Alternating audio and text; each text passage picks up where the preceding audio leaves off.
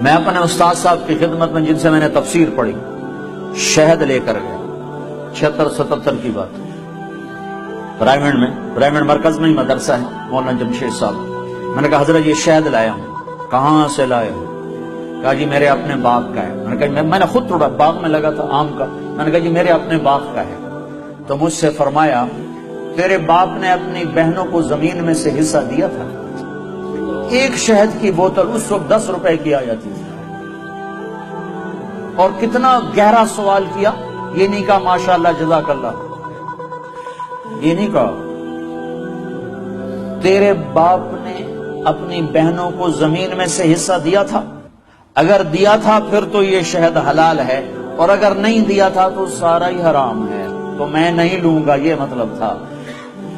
ہاں بھائی تیرے ابا نے بہنوں کو زمینوں میں حصہ دیا تھا؟ میں نے کہا جی شکر ہے میرے ابا کی بہن ہی کوئی نہیں, ہوتی تو کوئی نہ دیتے. صرف 2 بھائی تھے, ساری جائیداد 2 بھائیوں کی, بہن تھی ہی نہیں ان کی. میں نے کہا اچھا تو تیرے دادا نے اپنی بہنوں کو زمین میں سے حصہ دیا تھا؟ میں کہا میں جمیا ہی کوئی نہ ہوں, اس لیے میرے کو یہ پوچھی جانا, میرے جمن تو پہلے دی گل نہ پوچھو میرے کو. تو پھر ہنس پڑے کہ اچھا ادھر رکھ دو. تو میرے نبی نے فرمایا جس نے بہنوں کو حصہ دیا, جس کو اللہ نے 2 بہنیں دی, اس نے بہنوں کا حق دیا, اور شادی کے بعد بھی ان کے سر پہ ہاتھ رکھا تو اس پہ جنت واجب ہو گئی. پھر یہ بیٹی سے بہن, بہن سے بیوی. پھر میرے نبی نے فرمایا بہترین مسلمان وہ ہے جو بیوی کے ساتھ اچھا سلوک کرے. اور میرے نبی نے فرمایا جو یہ چاہے اس لوگ کا مسلمان کہ وہ جنت میں میرے گھر کے قریب گھر بنا لے تو وہ 2 کام کرے, ایک اپنے اخلاق اچھے کرے, ایک اپنی بیوی سے اچھا سلوک کرے, تو اس کا گھر میرے گھر کے قریب ہو جائے گا.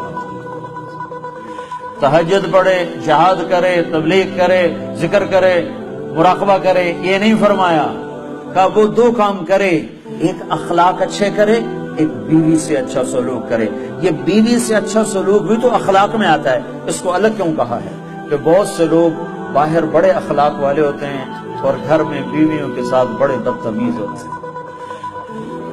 اور ہمارے ذمہ داروں میں عام ہے یہ حدیث, ایسے میں آنکھوں سے دیکھ رہا ہوں کہ میرا سارا خاندان, میرا معاشرہ جو ذمہ دار معاشرہ ہے, وہ باہر ڈیرے دار ہیں, ذمہ دار ہیں اور بڑے سخی ہیں, بڑے مہمان نواز ہیں, لیکن گھر میں اتنے ہی بدتمیز ہیں.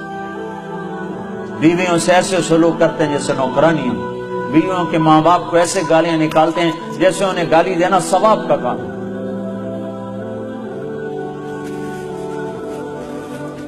تو اس لیے اس کو الگ ذکر کیا کہ جو یہ چاہے جنت میں میرے گھر کے قریب گھر بنائے. کون نہیں چاہتا؟ تم چاہتے ہو نہیں چاہتے؟ تو اللہ کے نبی نے کہا 2 کام کرو, ایک اخلاق اچھے کرو, ایک اپنی بیوی سے اچھا سلوک کرو. پھر بیویوں کو بھی سمجھایا, برابری توازن قائم کیا ہے کہ اگر میری شریعت میں سجدہ ہوتا تو میں بیوی سے کہتا خامن کو سجدہ کر. ایک عورت نے پوچھا یا رسول اللہ میری شادی ہو رہی ہے, میرے خامن کا میرے اوپر کیا حق ہوگا؟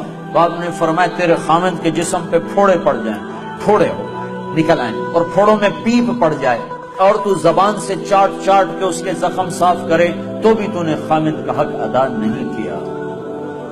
لو ان المرأة صلت 5 صامت شهرها حسنت فرجها اطاعت بالها دخلت من ای ابواب الجنت شاءت. میرے نبی نے فرمایا جس عورت نے 5 نمازیں پڑھی, رمضان کے روزے رکھے, خامد کی اطاعت کی اور بدکاری نہ کی, عزت میں خیانت نہ کی, تو جب وہ آئے گی تو جنت کے 8 دروازے کھل جائیں گے. اللہ فرمائے گا جدھر سے چاہ چلی جا, جنت تیرے لیے ساری حلال ہے.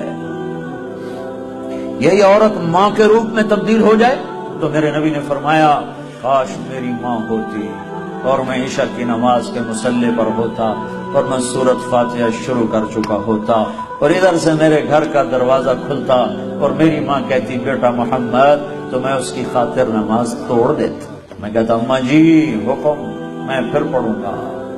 آپ نے فرمایا میں جنت میں گیا تو میں نے قرآن کی تلاوت سنی. میں نے پوچھا یہ کون تلاوت کر رہا ہے؟ مجھے کہا گیا یا رسول اللہ یہ حارثہ بن نعمان ہیں. میں نے کہا حارثہ وہ تو مدینے میں بیٹھا ہے, ابھی مرا تو نہیں ہے کہ جنت میں اس کی تلاوت گونجے.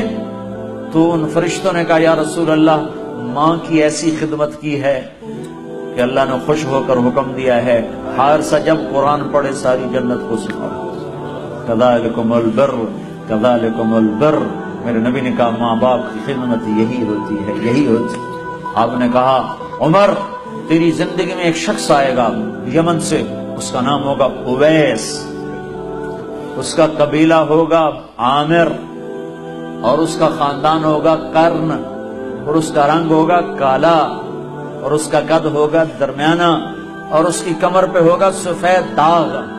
جب وہ آئے تو اس سے دعا کروانا عمر تو عمر, میرے بعد کوئی نبی ہوتا تو عمر ہوتا.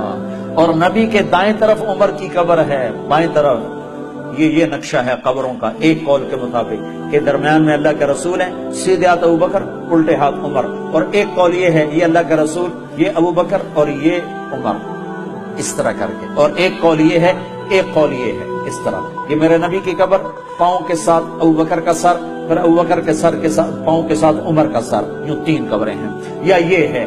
تو بہرحال وہ روضہ رسول میں ہے عمر, میرے بعد نبی ہوتا تو عمر ہوتا. اور آپ مسجد میں داخل ہوئے, آپ کے ادھر ابو بکر تھے ادھر عمر تھے, تو آپ نے دونوں کے ہاتھ پکڑ لیے اور آپ نے کہا دیکھو دیکھو مجھے دیکھو, قیامت کے دن میں ایسے اٹھایا جاؤں گا کہ ادھر میرے ابو بکر ہوگا اور ادھر میرے عمر ہوگا. تو اسے کہا جا رہا عمر اویس سے دعا کروانا. یا رسول اللہ وہ اویس سے کیوں کرواؤں؟ کہ اس نے ماں کی ایسی خدمت کی ہے, جب وہ ہاتھ اٹھاتا ہے تو اللہ اس کے ہاتھ خالی نہیں لوٹاتا. تمہاری مائیں ذلیل ہوتی پھرتی ہیں اور تم یہاں جانتے بھی نہیں ماں ہوتی کیا ہے. یہاں تو سب کراؤن جانتے ہیں, کراؤن. حضرت عمر کا زمانہ آ گیا, ہر سال حج کرتے تھے, ہر سال حج میں اعلان کرتے, کوئی اویس بنی عامر کوئی نہیں ہوتا تھا.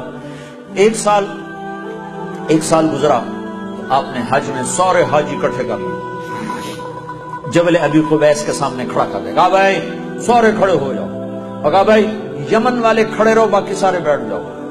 تو یمن والے کھڑے, ہاں بھائی سارے یمن والے بیٹھ جاؤ, بنو عامر کھڑے رہو. تو بنو عامر کھڑے ہو گئے.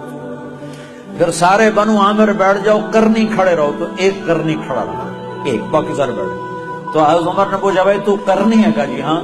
کہا تو اویس کو جانتا؟ جی جانتا, میرا سگا بھتیجا ہے, میرے سگے بھائی کا بیٹا, پر وہ تو پاگل سا ہے, آپ اس کا کیوں پوچھ رہے ہیں؟ تو حضرت عمر رونے لگے, کہنے کہ پاگل وہ نہیں تو ہے. یہ بتا وہ حج میں آیا ہے؟ کہا جی آیا ہے. کدھر ہے؟ کہا جی وہ اس وقت اونٹ چرانے جاتا ہے عرفات کی طرف. تو آپ نے حضرت علی کو ساتھ لیا اور دوڑ لگائی. گئے تو اویس کرنی ایک درخت کے نیچے نماز پڑھ رہے اور اونٹ ان کے چاروں طرف چل رہے ہیں. تو یہ دونوں حضرات آ کے بیٹھ گئے. انہوں نے دیکھا کچھ لوگ آ گئے تو انہوں نے نماز مختصر کر دی. تو انہوں نے پوچھا, حضرت عمر نے پوچھا بھائی کون ہو؟ کہا جی مزدور ہوں. کہا تیرا نام کیا ہے؟ کہا جی اللہ کا بندہ عبداللہ. کہا بھائی وہ نام پوچھ رہا ہوں جو تیری ماں نے تیرا رکھا ہو. وہ کہنے لگا تو میرا انٹرویو کیوں لے رہا ہے؟ ان کو نہیں خبر کہ یہ عمر ہیں, یہ تو تابعین میں سے نا, دیکھا بھی نہیں, پہلی دفعہ حج پر آئے ہیں. تو حضرت علی بول پڑے کہ بھائی یہ امیر المومنین ہیں عمر بن خطاب اور میں ہوں علی بن ابی طالب. تو وہ پھر ایسے کام کرے, کہنے میں معافی چاہتا ہوں, میں نے آپ کو نہیں پہچانا, میں آپ کو بھی سلام پیش کرتا ہوں اور آپ کو بھی سلام پیش کرتا ہوں, میرا نام میری ماں نے اویس رکھا. اور عمر نے کہا کپڑا ہٹاؤ اپنی کمر سے. تو اسے کمر سے کپڑا ہٹایا تو سفید نشان تھا. تو کہا ہاتھ اٹھا اور ہم دونوں کے لیے دعا کریں. وہ رونے لگے, میں تو آپ قدموں کی خاک نہیں, میں آپ کے لیے کیسے دعا کروں؟ کرنی پڑے گی. ہمارے نبی نے ہمیں کہا تھا کہ تیری ماں کی خدمت نے تجھے وہاں تک پہنچا دیا ہے کہ تو یوں کرتا ہے تو اللہ لبیک کہتا ہے.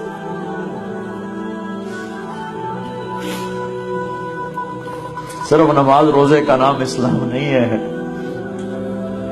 اور بھی دکھ ہیں زمانے میں محبت کے سوا, راحتیں اور بھی ہیں وصل کی راحت کے سوا. اخلاق کا بہت بڑا باب ہے جس کو امت نے بھلا کے رکھ دیا۔ انسانی حقوق تو پائمال ہو گئے، تباہ ہو گئے۔ تو حضرت عمر نے دعا کروائی، پھر انہیں ہاتھ اٹھائے، تو دعا کی ان کے لیے۔ یہ ماں ہے